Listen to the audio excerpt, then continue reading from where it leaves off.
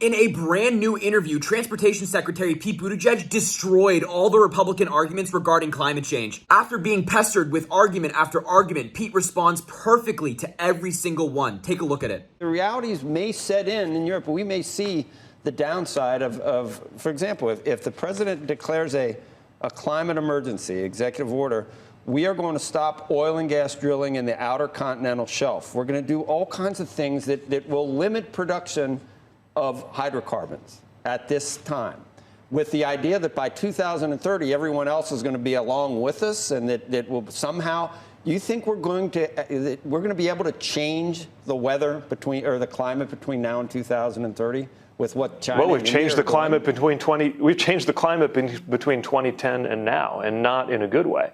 So yes, we can and must act to make sure that we reverse the worst effects of climate change. Look, some of it's upon us right now. This is not a question about whether it's going to happen or whether it's not going to happen. It's a question of they're going to keep rising. It's a question of how many lives and how many livelihoods are going to be destroyed by allowing the worst effects of climate change to happen. Right now, people are I've never known the United States.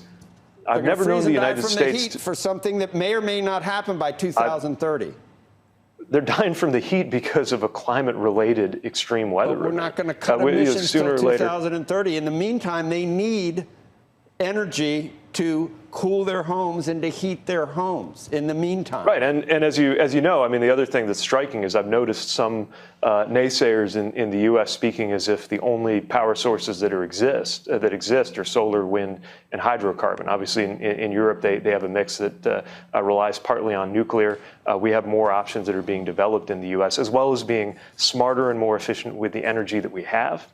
Energy efficiency has often been described as the fifth fuel. And in the transportation side of things, finding less carbon-intensive ways to move our vehicles. Obviously, the leading and most visible example of that's electric vehicles. It's why we're fighting to make EVs cheaper, and it's why we're getting these charging stations out across the country. But I've never known the United States to be a country that looks around the world and says, what's the lowest common denominator? Let's do that. Or we don't have control over every piece of it, so let's sit back, accept the status quo, and let some other country lead. That's not what America does. And I think what you're going to see from the president today is an insistence that America should be leading the way and challenging the rest of the world to catch up to us instead of matching some other country that isn't doing a very good job. You would think that Republicans would have learned by now to not argue with Pete Buttigieg because, well, that happens. He just consistently destroys Republicans and their arguments because he comes prepared with the facts. And the fact of the matter is, climate change is an existential threat to this country and to the entire world. America should be the leaders towards a clean and renewable future, and we shouldn't let radical Republicans hold us back from that goal. Whether these delusional right-wingers want to believe the science or not, climate change is happening. It's real, and we must address it. And by using facts, data, and science, Pete Buttigieg made an extremely solid argument that Republicans can't even refute.